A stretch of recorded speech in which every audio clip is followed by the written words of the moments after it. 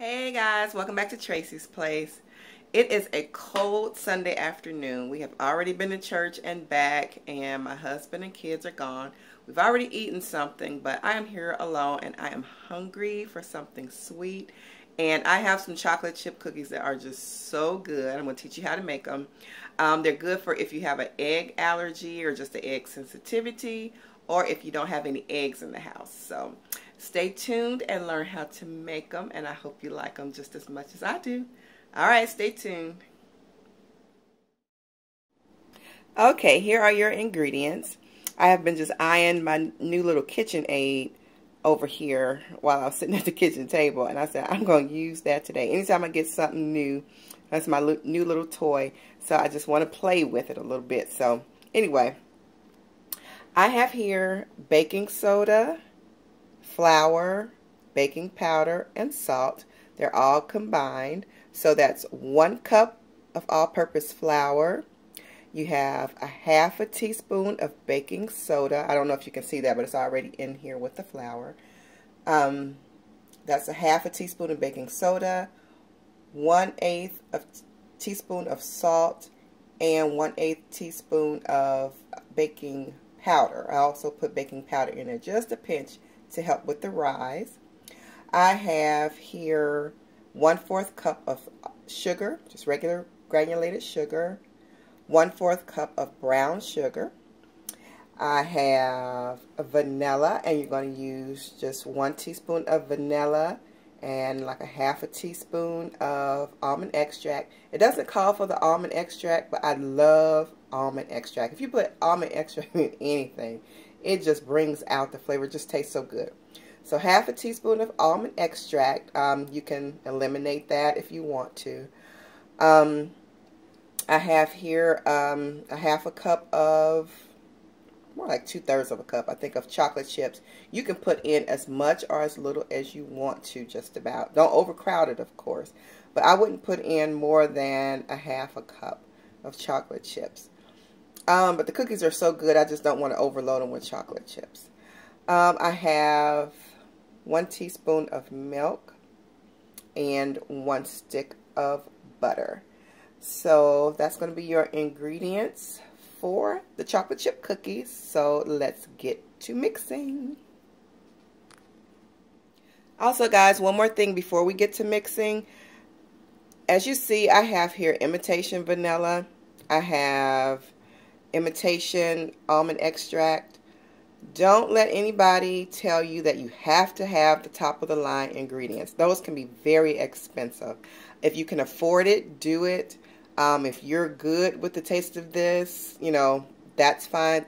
I always use this. This is actually one of my favorite brands. I got some pure vanilla before, and it had like an alcohol taste to it, and I just didn't care for it as much. But this was good. This is the Kroger brand. This supposed to be the cheap brand, but it's good. And also the Watkins imitation almond extract. I usually use the Kroger brand, but this is what I had here at home.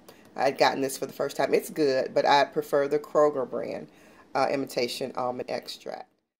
If you have people in your home that have nut allergies, always get the imitation of the extract, not the pure. All right, so here we go.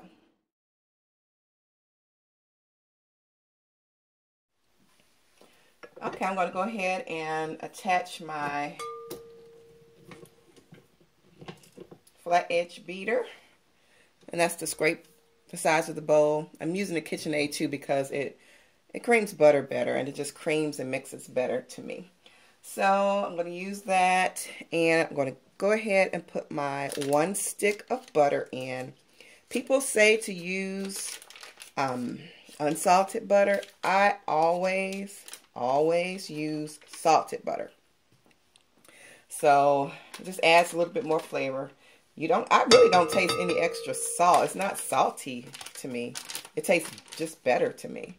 So I'm going to put in 1 stick of salted butter. And I'm going to go ahead and cream that.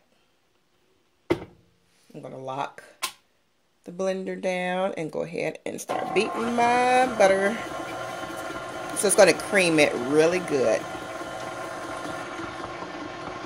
Okay, it's been beating for a second. I'm going to go ahead and add 1/4 cup of granulated sugar. And then I'm going to go ahead and add my 1/4 cup of brown sugar and let that mix in and incorporate together. Okay, I'm going to go ahead and add in my teaspoon of milk.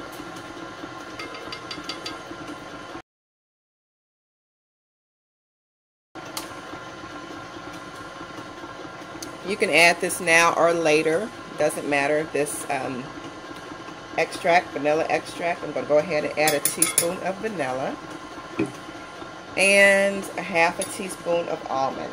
Whoop. Okay, that was an accident. I added too much, but hey. Okay, I'm still going to add a 1/2. I don't want it overpowered. I'll just have to waste it. Oh, sorry about that. So I'll sit that over there.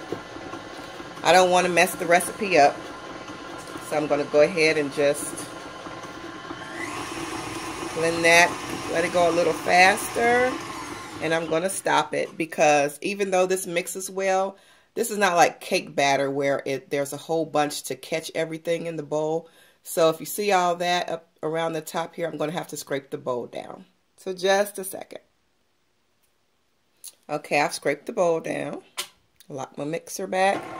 I'm going to go ahead and get it started again. I'm just going to put it on a stir because I'm adding in the flour, the dry ingredients, the flour, baking soda, baking powder, and the salt. And I don't want it to splash me, even though I've taken off my dress clothes and everything. Still don't want it to splash me, so I'm adding in my flour. Okay, I'm going to speed it up now. Let it go on a little bit more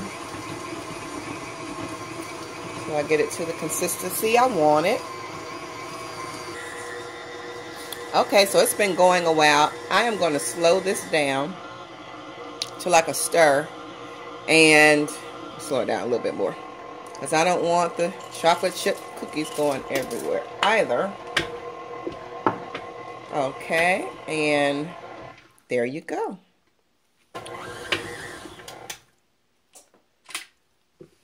And all you do is scrape the beaters and you're ready to put it on the sheet.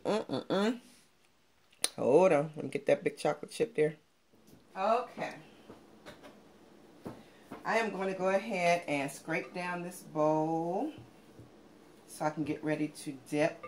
And I don't know if you can see that, but that's what the chocolate chip cookies, or the chocolate chip cookie dough looks like. So hopefully you can see that. I'm going to go ahead and use my dipper. It's really a little ice cream scoop. You can buy these for cookie dough dipping also, but I'm just going to scoop them out and I'll show you in a second what it comes out looking like.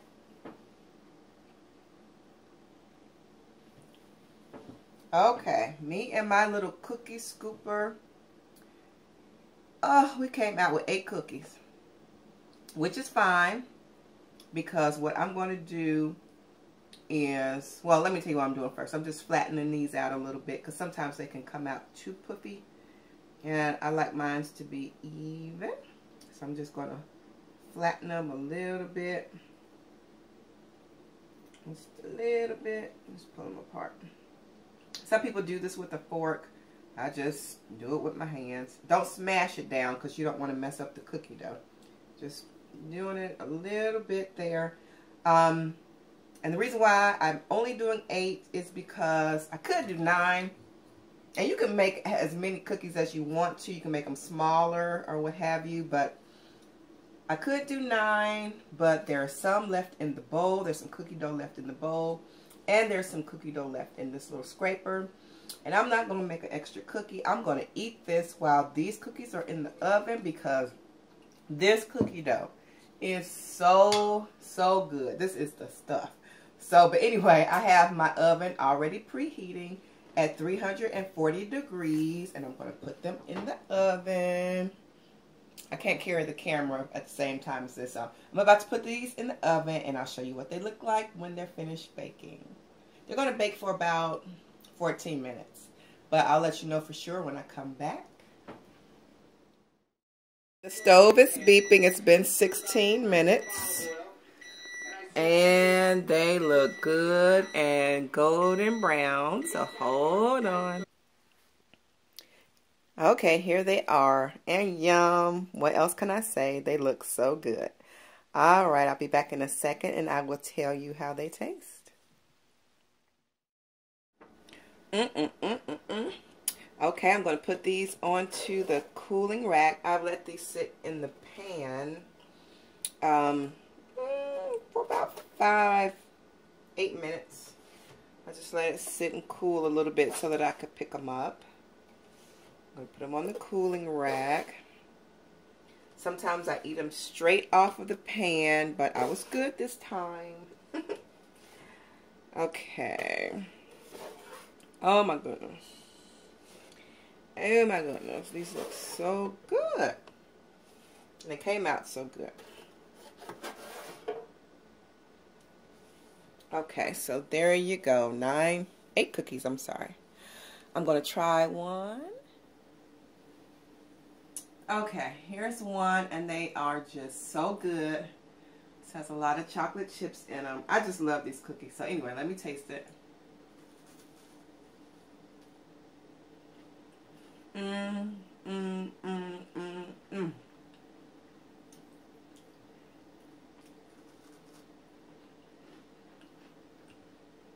These are so good. Don't forget the milk.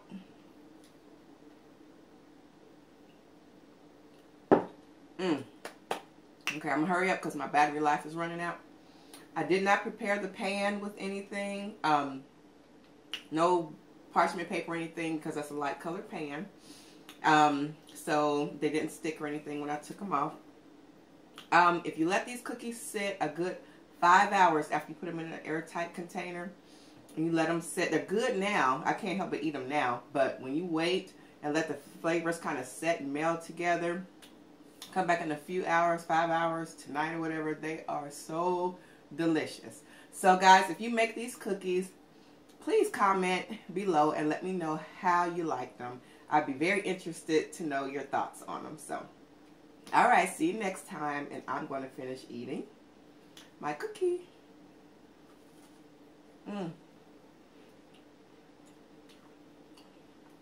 I'm sorry. Alright guys, I'll see you next time.